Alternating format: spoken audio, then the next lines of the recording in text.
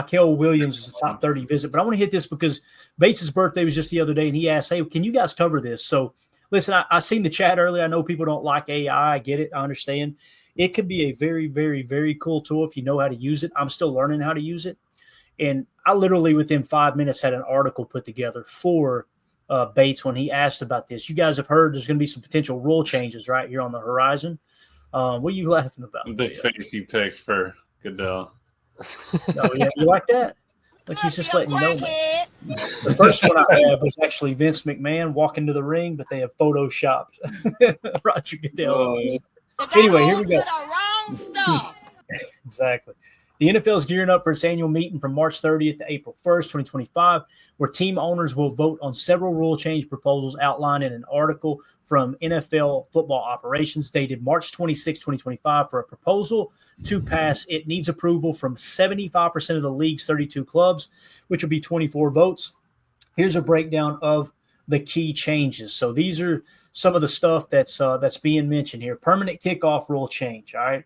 What's proposed? The new kickoff format introduced in 2024 will become permanent with some tweaks. This format aims to make kickoffs look more like a scrimmage play. Players align closer together, less space for high-speed collisions, and encourage more returns. The key adjustments changes the alignment of the receiving team in the setup zone. All right.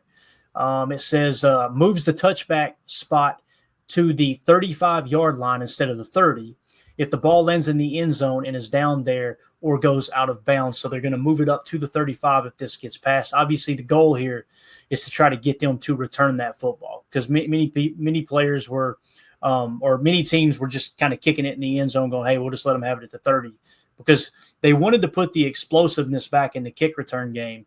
And that was kind of their MO. Obviously, I feel like it backfired because last year we've seen probably less. Seems like we've seen less kick returns than we have in a long time. But obviously, that reduces the injury of high-speed collisions while boosting return plays for excitement. Go ahead, Emilio. I still think that I don't know why they're trying to keep moving. We're going to run out of a football field by the time they actually get this thing figured out. It's going to come out to the 50. Like, can we not just move the kicker back 15 yards and let them kick it? Like, then it'll at least just be kissing the goal line. I mean, I don't understand why this is so difficult. Let's just move the kicker back 15 yards and tell him to use his whole leg. Tell Nigel Gruff to kick the bloody piss out of it. And if you get it to the end zone, you get it at the 20 and you're good. If not, all right, return that thing. Yep. Yeah. And I can't help but laugh when I see it will become permanent. It's like, yeah, right. Until you change it again in a year, whatever. Hey, the only thing that's permanent in life is everything changes, right, Tim?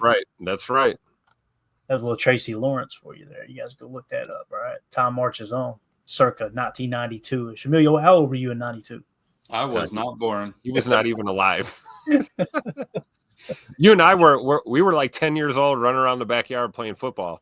In 1992, Emilio's pops was saying, I ain't having no kids. All right. Expanded instant replay. This is interesting. All right. Competition Committee Rule 15. Here's what's proposed. Expand replay assistance to correct, quote, specific objective errors using clear video evidence without requiring a coach's challenge. This could include things like player positioning, clock errors, or game administration issues. Why? It aims to ensure fairness by fixing obvious mistakes quickly, though it might slow the game slightly if overused. Defensive holding, illegal contact penalty adjustment.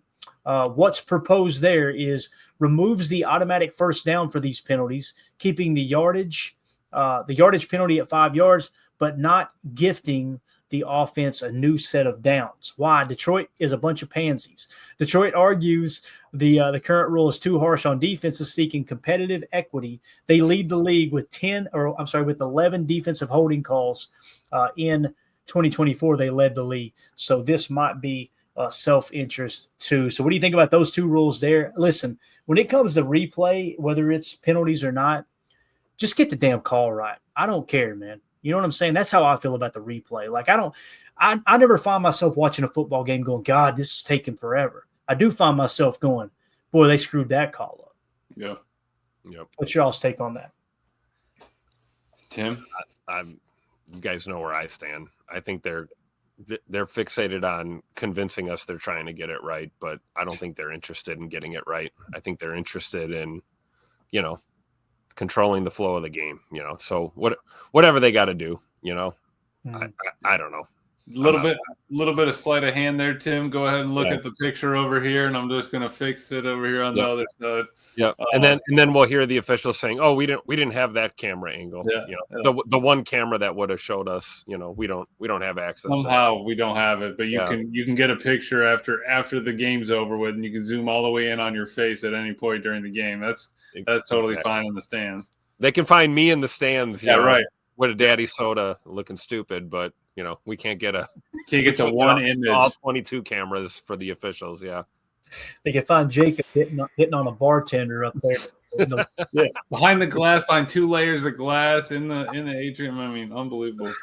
Oh man, I'll tell you, when we met up for the game there that we went to together, I thought he was going to go home with one of the ushers that was letting us in the Lombardi clock entry, I should say, the entrance. Yeah, I looked down there. He had his arm around her and everything. I'm like, you know her? I don't know her. I'm like, there you go. All right, ban on the tush push. This is known as the Green Bay Rule 12, Section 1. Nice. I hate that her name's attached. What's proposed prohibits an offensive player from pushing a teammate lined up directly behind the snapper. Obviously, the quarterback's what we're talking about here.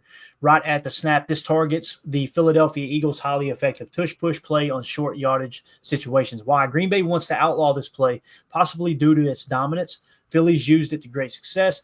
Debate exists on injury risk, though NFL data reportedly shows 0% injury rate for it. So, look, I think it's silly. I hate that the Packers were the ones that brung this up, but at the same time, I don't understand why you changed it before. If you were going to have you can't assist the ball carrier, just leave it alone. Why did you ever allow it if all of a sudden now we're going to change it?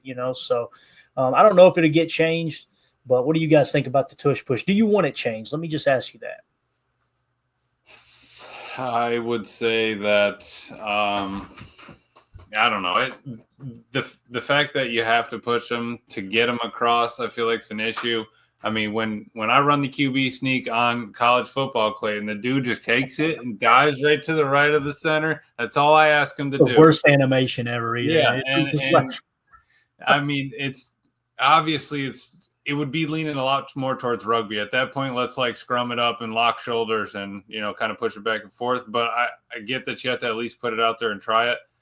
I'm still keep the QB sneak. You just don't need a hand. I think that offense already gets a lot of help to help them get more points, things like that. They want to keep the drives going. Let's get rid of punts. I mean, I feel like they just keep the tush push so we can get rid of the punter. I mean, I feel like that's where they would kind of be leaning. Ron Sample says that Diana Rossini is reporting there's growing support to ban it. To me, it was a rule forever. Like, I remember we played backyard football, you wasn't allowed to push. Like, hey, you can't push him in the back. You know what I mean? Yeah. Yep.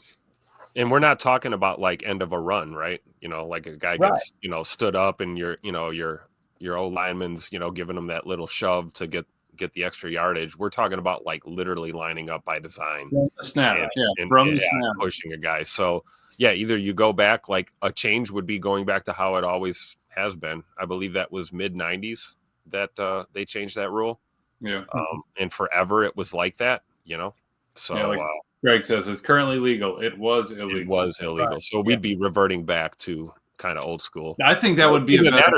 You gotta change some kind of rule and allow the defense to load up and give them some kind of something to level the playing field. But I wouldn't be opposed if they got rid of it, I think that's a perfect way to back up your point though. Is let's just bring it back to when we first go back to the Ice Bowl, like Brambo says here. The Ice Bowl touchdown shows the rule play. Running back has his hands up. Yep. All right, let's go back to those days. Why did we have to change it? Why did the offense need something Bart else? Starr didn't need a push. Why does anyone else? And it was frozen, Tim. That's the thing. When you go to changing these rules, it kind of changes the outcome of history, right? That's the stuff that bothers me is you don't ever – I hate asterisks, right? Like in baseball, people like to use them because of the steroids era and this and that. And look, I understand that's a real thing. That's a real issue. As they said, Babe Ruth did it on beer and hot dogs. He didn't do it on HGH, right? And Hank Aaron did it, cleaner than anyone, having the home run record forever. But when you start to change rules over decades like this, now all of a sudden, like Bramble says, the Ice Bowl TD shows the rule in play.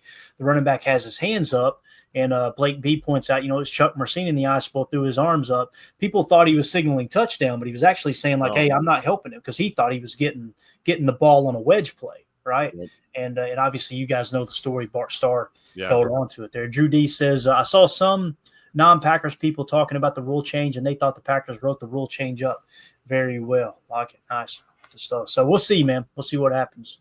Yeah, it wouldn't be a change, right? I mean, it'd be a change technically, but really we'd be reverting back to how it's always been, right? Right. Yeah. What was your take, Clay, on it? I missed it. On the tush push, yeah. I wish they would revert it back, just so I want the rules to be the same over the last, whatever. And I understand the game has gotten better because of rule changes, but that's when you don't. Mm-hmm. You don't really stats are going to go up because we're getting more games. We're getting, players are staying on the field more. They're getting more opportunities. It's a more passing league. But let's go back to the basics. I'd rather keep it football than turn it towards rugby. Yep. And J. Cole makes a great point here. Crazy thing is, I think we defended that play the best out of any team. And I guarantee you that's what Mark Murphy went into that meeting saying, too. Yeah. Is like, hey, look, we're not trying to ban this because we sucked at stopping it. We actually stopped it. Mm-hmm. And we used it, too. Remember Tucker Kraft? But I don't remember very often we pushed him. Most of the time he did that on. Morris doesn't need any push, right? Most of the time he did do that on, because you can't be a hypocrite if you're wanting that to go away. We can't be also being like, hey, let's just. And we were calling for it. Why don't we run the tush push? Why don't we just get the yard? It's like, how many teams would have kept those drives going if they didn't have that tush push as an option? Is it a cheat code in the game, to run that play to get a yard? Yeah, right. That's a great point. Yeah, so I'd like to see it go back, me personally. And here's the thing, in terms of the Eagles, Jalen Hurts squats. What is it? He squats like 500 pounds or something insane. I thought it was 600. It was a 6. Like that dude. He don't need the running back pushing him. He's still going to be effective at it. So I don't think it's going to hinder them in that regard. But anyway, next rule proposal here: roster management changes. This is by the competition committee. What's proposed? Clubs can designate 2 players for return at the 53-man roster, cut down up from current limits. All right, postseason teams get 2 extra, quote, designated for return slots, raising the max from 8 to 10. All right, and then it says why it gives teams more flexibility to manage injuries and keep key players available. I'm on board with it. Yep, let's do it. Anything to expand the rosters, I'm okay with. Like, I never find myself going, man, I wish we had less roster spots, but I do find myself going, damn it, I wish we wouldn't have cut Christian Welch. Like, you know what I'm saying? Isn't that a little bit of part of the game though, Clay? That's why we got to keep the numbers tight. The players got to bounce around. We got to keep everybody even. I don't want it to go. Amelia, you're playing with the salary cap off on Madden. Let's be honest. Oh, I know, you know it. I'm trading for. I'm maxing that credit card out. Swipe it, but that would be my only pushback is, hey, I just wouldn't want it to be, out of hand where you're back to, all right, you're 90 at the spring is where we're at. No, we don't need that. But we also don't like how, when we had COVID there, the practice squad got a lot bigger. So those things, you do get benefits of it. I just don't want it to get out of hand. I think that's the best way to go about it, though, is it still sticks with the same format. You're just given a little bit of flexibility with these designations. It's not like we're going from 53 to, 55 man or, we're not changing the amount of guys that can dress for game day or anything. Right. Just giving them a little more flexibility. I'm on board. I think it's cool. Yeah. Coach Lynn said it was 600 pounds. So you guys were correct there. So that's crazy. A quarterback squatting that much money or that much, he's got that much money too. Probably has to squat that much weight. Trying to lift up the money bags. That's what is 600 pounds of money? Can we get a conversion there? 2-0 for this. Get on that for us, bub. All right. Tiebreakers adjustment. Competition committee proposed. What's proposed adds, quote, point differential as the third tiebreaker for contract awards, likely meaning draft pick compensation or similar.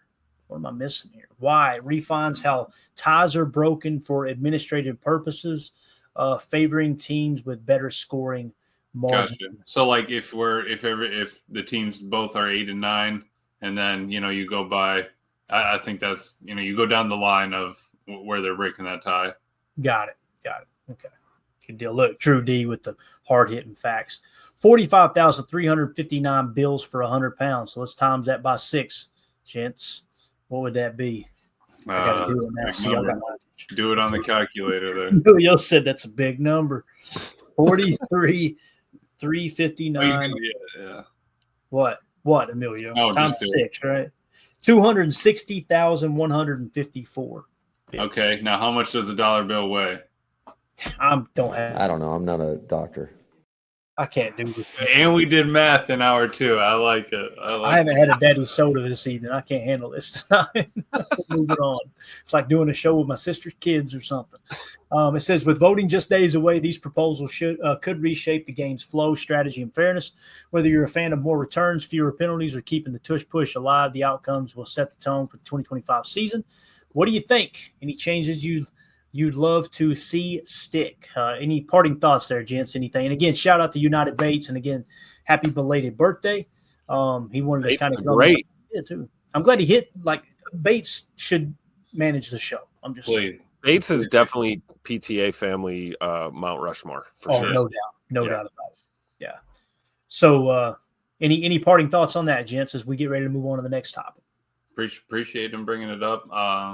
No, I think that's a good. I think that's a good way to go about it. To a tiebreaker, though, let me ask you this: do you think that we need to get rid of ties in the NFL? You know, like how college just gets it taken care of. Bro, it drives me insane. Like, I try to think. Like, we talk about with the penalties and the challenges. Like, I think we all three agree. We believe the NFL wants that vagueness so they can kind of nudge things a little bit, right? Yeah, or they may like that a team or two has a tie on their record just to why? And now, look, I'm going to be a hypocrite here because what did I just get through saying? I want things to stay the same, right? And ties were a huge part of the game for the history of the game. Maybe that's why they're holding on to it. That's true. Yeah. Me calling myself. That's one. One I would love to see go away. I'd love to know who the hell is the game. You know. I just wanted to get your take. That was it. I appreciate you. Got my blood pressure up. So